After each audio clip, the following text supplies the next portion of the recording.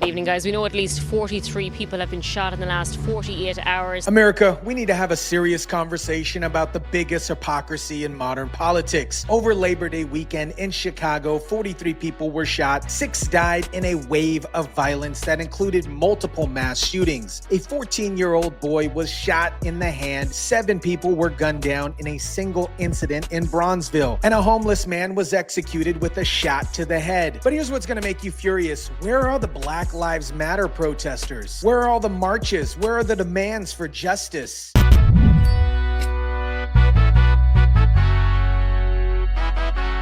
President Donald Trump has long criticized Chicago for violence, and he's expected to take action soon. What is up, guys? Tyson Dela Cruz here. Thank you so much for rocking with me. This story exposes the biggest grift in American politics. An organization that raised over $90 million, claiming that they care about Black lives, but only showing up when the deaths are used for political and financial gain. Let me break down the carnage that happened in Chicago over just 48 hours, because this represents a real crisis facing the Black communities that BLM completely ignores. WGN's Bruno Tumulty is live at Chicago Police Headquarters with our top story, a wave of violence headed into Labor Day. Bruno. Good evening, guys. We know at least 43 people have been shot in the last 48 hours, 6 of whom have died from their injuries. The violence started with a mass shooting in Bronzeville where 7 people were shot when somebody in a vehicle opened fire in a crowd. All of the victims were shot in their lower limbs and thankfully all expected to survive. But that's just the beginning of the weekend horror in Chicago. And a separate incident earlier in the evening in Bronzeville saw 7 victims. It happened along the 3500 block of South State Street shortly after 11. Authorities believe it to be a drive-by shooting, with someone in a vehicle opening fire into a crowd. Then we had an execution-style murder in Pilsen. 3 men in their 40s were shot around 1:30 in the morning. 2 of them, aged 41 and 43, were attending an outdoor party where somebody approached them with a gun and shot them both in the legs. But the third victim, a 46-year-old homeless man who was well known and harmless in the neighborhood, was shot in the head execution style. Witnesses say he was murdered in cold blood. The older victim, whom police say was 46, passed away.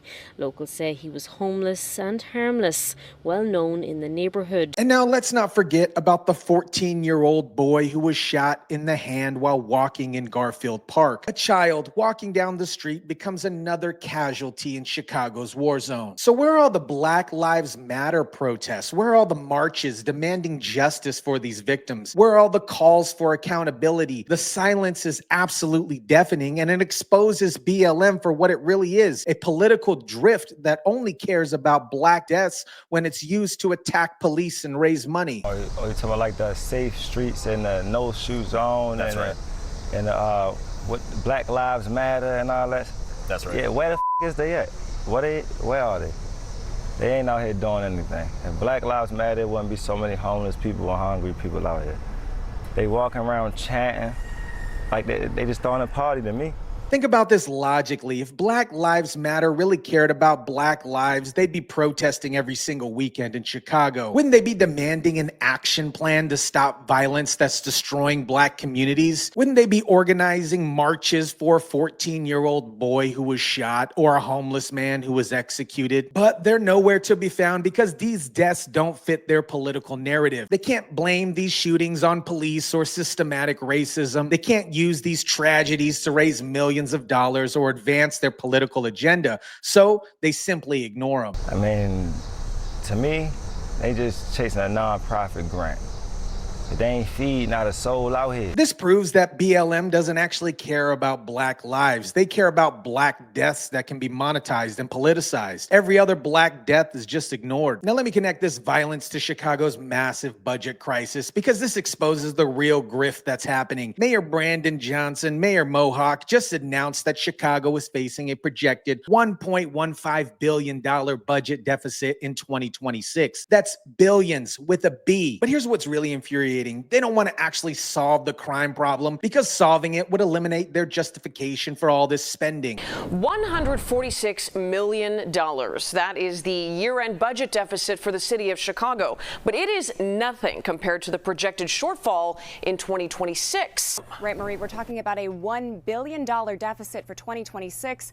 And the city's budget director warned that is an optimistic outlook. Johnson Mayor Mohawk is calling this harsh truths. But the harsh truth is Chicago's leadership has created a system where they profit from problems instead of actually solving them. They get federal funding specifically because they have high crime rates, poverty, and social problems. If they actually solve the crime problems, they lose the justification for billions in federal grants and contracts.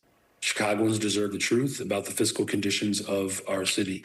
Mayor Brandon Johnson delivering what he describes as harsh truths at today's Zoom presentation. And of course, the budget director is already blaming the Trump administration for potential cuts to federal funding for city housing programs, HIV/AIDS treatment, and early childhood senior care. But notice what they're not cutting: the massive bureaucracy and consulting contracts that keep the political machine running. Now here's how this grift really works and why Chicago's leadership doesn't want to actually stop crime. Cities like Chicago receive massive amounts of federal funding specifically because they have high crime rates and social problems. Community development grants, violence prevention grants, social services funding, and emergency management funds all flow to the cities based on their dysfunction. During the presentation, Mayor Johnson reiterated his concern that budgets have been historically balanced off the backs of working people. Just know that I've said from the very beginning that the ultra-rich and our large corporations have to do more. If Chicago actually solved the crime problem, it would lose the justification for hundreds of millions of dollars in federal funding. There's a financial incentive to keep the problem manageable, but never actually solve the problem. This creates an entire ecosystem of nonprofit organizations that get government grants to quote unquote address the problems, but actually never fix them. Violence intervention programs get millions of dollars in contracts to organizations to claim they want to reduce crime, but never actually do. Community outreach organizations get government grants for community engagement that produces no measurable results. Reentry programs get funding for organizations that help criminals reintegrate but don't actually prevent crime. The residents deserve more. They deserve to feel safe. The crime should not take over the city.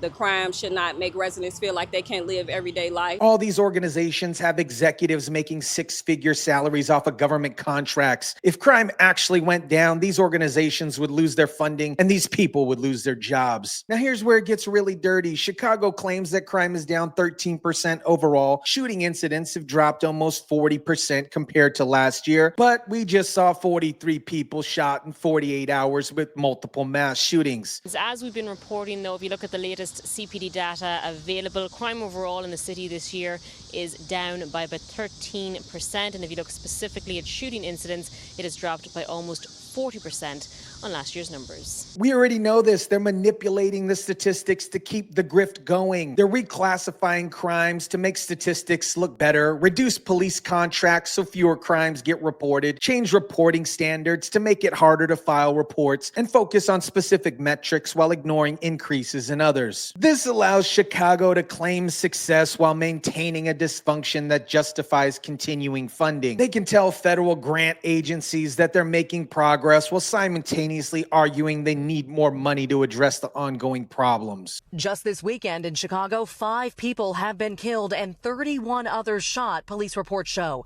But just like in D.C., violent crime in Chicago is down overall. Homicides and overall shooting incidents both down more than 30% in the last year, according to the city. The Trump administration is calling their bluff by threatening to send federal troops to Chicago. President Trump wrote on social media warning Governor J.B. Pritzker, "You better straighten it out fast or we're coming." This terrifies Chicago's leadership because federal intervention would expose their statistic manipulation and force real accountability. Let me break down the nonprofit industrial complex that profits off of Chicago's violence. After 2020, billions of dollars in government contracts and grants started flowing to organizations claiming that they're addressing systematic racism and police reform. These contracts created financial incentives to maintain claim the narrative that police are the problem and traditional law enforcement doesn't work. Diversity, equity, and inclusion contracts pays millions to consultants and organizations for DEI training and programs that produce no measurable results. Police reform initiatives provide government funding for organizations that claim to reform police while actually making it less effective. Community justice programs give contracts for restorative justice and community-based alternatives to traditional law enforcement that don't actually reduce crime. They are trying to suppress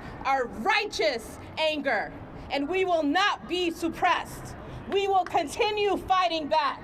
We have been fighting back consistently for 2 months. All of these programs have one thing in common. They create jobs and contracts for politically connected organizations while never actually solving the underlying problems. The people running these programs have a financial interest to maintain the crisis because that's how they make their living. For individual politicians and bureaucrats, their whole career advancement system is built around these policies. Speaking fees for officials who campaign on progressive policies, book deals about initiative approaches to crime, consulting opportunities for former officials, board positions for nonprofit organizations, and academic positions at universities. The real tragedy in all of this is who the actual victims are. Law-abiding citizens in these communities suffer from crime and dysfunction, while people claiming to represent them profit from their misery. Taxpayers see their money wasted on programs that don't work. Legitimate immigrants who follow the law are hurt by policies that reward illegal immigrant behavior. Small businesses suffer from crime and can't operate effectively. At the end of the day,